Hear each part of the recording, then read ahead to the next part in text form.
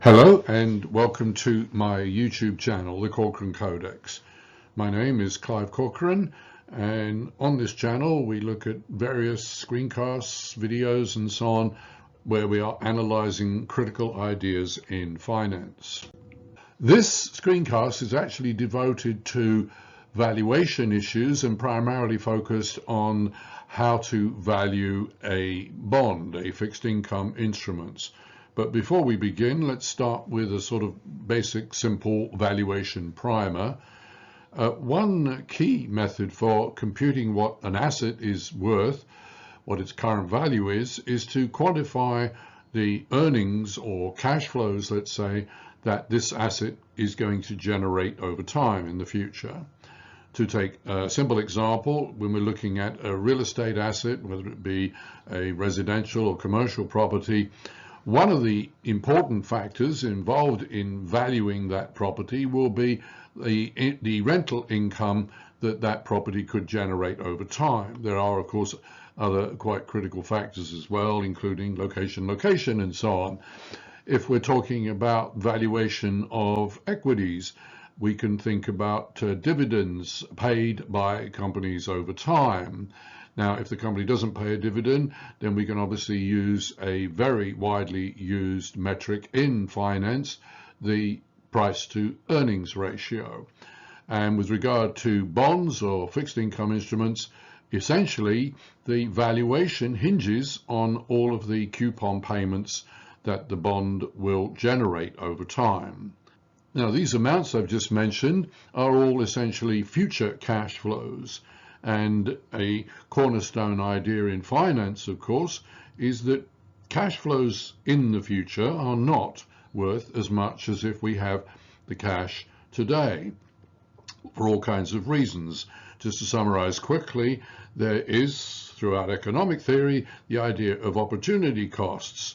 Income which is received in the future via, say, a dividend or a coupon payment lacks the opportunity to earn interest income currently. If we do not receive a coupon payment, let's say for another several months, we cannot earn any interest on that income. Another critical component of opportunity cost really relates to the purchasing power of money over time.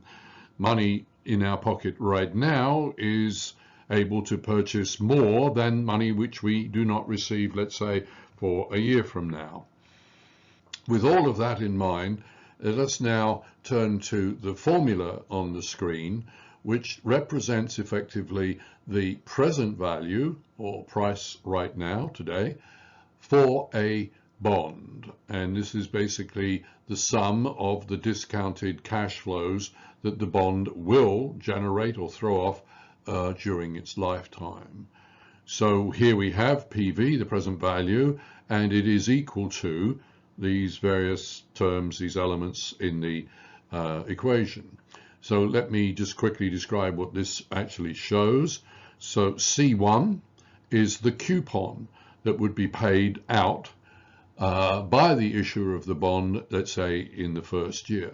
Now, obviously there are bonds that pay out coupons semi-annually, US Treasury bonds, UK gilts and so on. But to keep things simple, we'll just assume that this is a simple bond that makes a single coupon payment per year. So that's the coupon paid in year 1, year 2, year 3, not shown on the not shown is year 4 and 5. And as I think I mentioned before, this is a 5-year bond, let us say. So the face value or the redemption amount would be paid at the end of the lifetime, the end of year 5. Now, these are all future cash flows that the owner of the bond will receive. But we now need to think about the present value of them. So we need to apply the idea of a discount. So for example, here we have the year 1 coupon, and we can calculate the present value of that by taking the denominator here, 1 plus R, which is the discount rate we're going to use.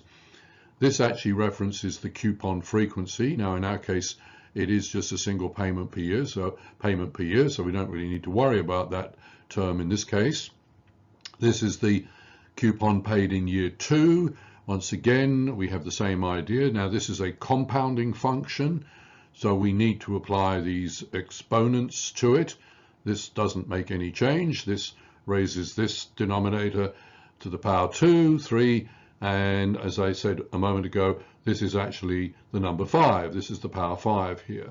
Once we have calculated all these elements, as it were, within the formula and sum them, we now have the present value or price right now for a particular bond.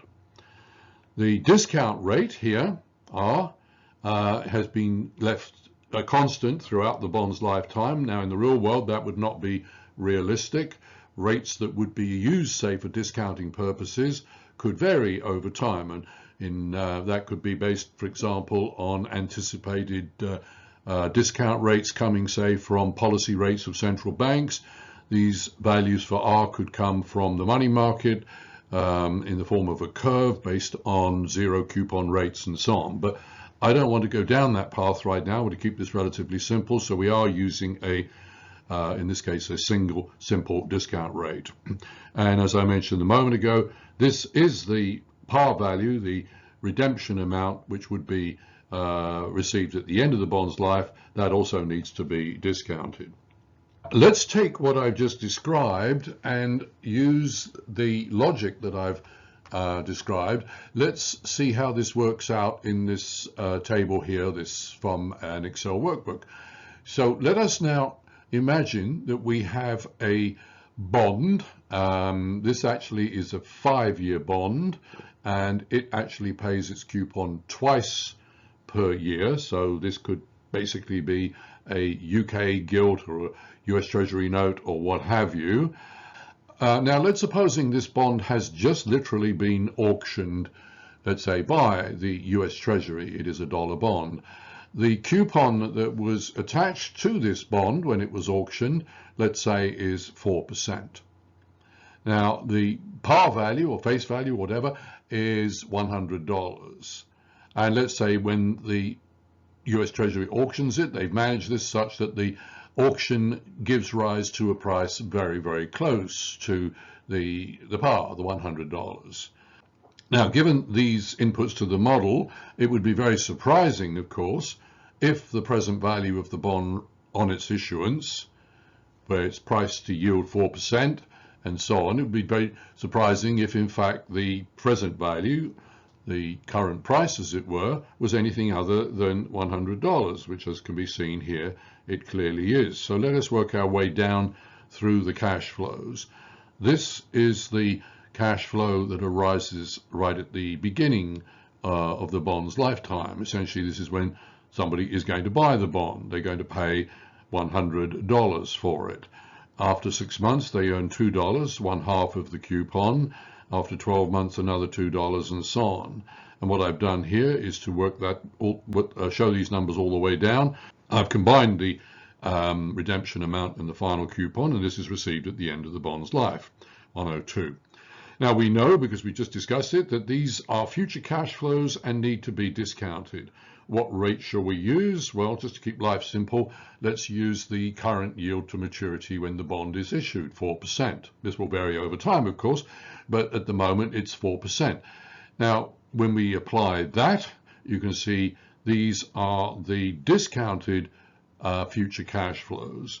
Now we sum them and we get $100, which is unsurprising given, as I said, that the bond is issued with a 4% coupon. It's been priced to yield 4%, and the amount that was achieved in the auction was very close to the par value. Now, I'm not going to cover duration at this point. We'll come back to it in a moment, but the duration calculation is over here in this column, and essentially the way that works is you take the discounted value of these future cash amounts and you multiply it by the period when the cash is actually received. You sum all of those and you get this number here. You apply some fairly simple arithmetic, and it turns out that the Macaulay duration on this particular bond just after it was issued is 4.6 years essentially.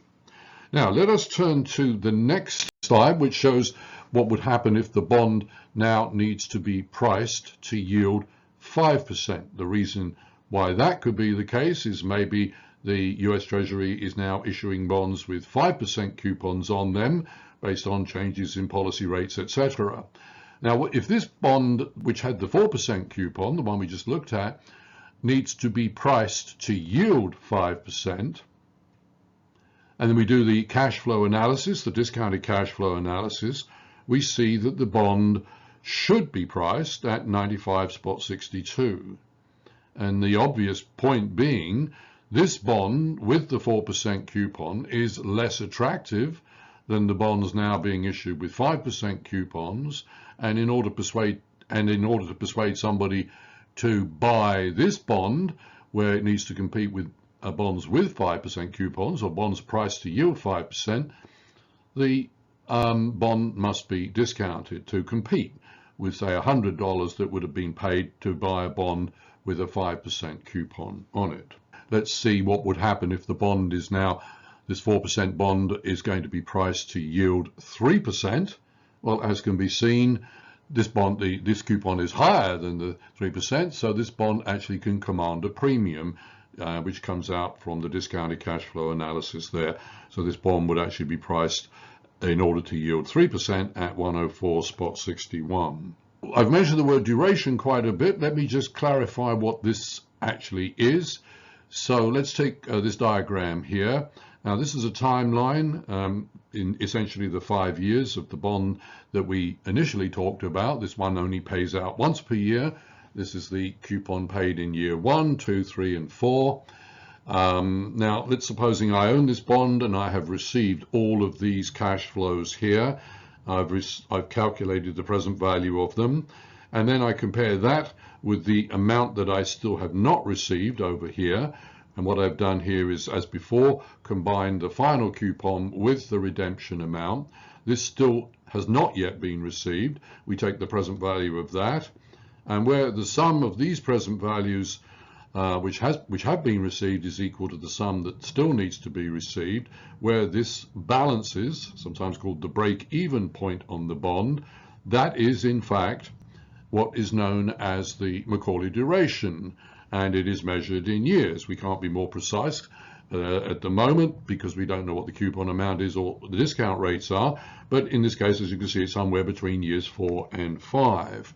We can then use some rather simple equation to answer a question which is always being asked in the markets by banks who have to mark their bond portfolios to the market, by likewise for asset management companies, investors, and so on. So the question, as you can see, is a bond which is currently priced at par. This is a dollar bond, let's say it's $100, and currently yielding 5%, has a Macaulay duration of 4.5 years. What would the new price of the bond be if the yield was to fall down to 4%? And the nice, simple, elegant, but basically not only in one very limited case, a completely accurate answer to the question can be given by the formulas on the screen. And the formula says that the delta in the price, now delta means many things in finance, but in this context it simply means the change in the price, is equal to the negative of this term here, modified duration, multiplied by the change in the yield, which we see is down 1%, multiplied by the original current price, which we're told is $100. It's priced at par. Now, the term that we don't have so far is this one. A modified duration is simply the Macaulay duration divided by 1 plus the current yield, 5%. And that simply resolves to 4.29 years. And now if we now have everything we need to plug into the formula, and we can see that the change in the price is equal to negative that multiplied by this, which is down 1%, which is that's what that looks like in decimals, and we have the current price at par. Notice we have two negatives multiplied by each other, which gives rise to a positive 4.29. So in other words, the price of the bond changes by $4.29. So the new price obviously is 104.29. Now the important thing to notice is that this change in the price is exactly aligned, in fact, to the duration. And this is one of those particularly interesting and useful features of the duration calculation. Once you've calculated the modified duration, plugged it into the formula, you do in fact know what the change in the price would be, in this case for a 1% change. This, as I said a moment ago, is a back of the envelope method of doing this. It would not give you an accurate answer except in a very limited situation, and the exact change in the price would need to be calculated again by going back to first principles and going through the discounted cash flow analysis that we have just been looking at. So I hope that you have found this screencast to be useful, and I hope that you will revisit my YouTube channel from time to time for more analysis of critical ideas in finance.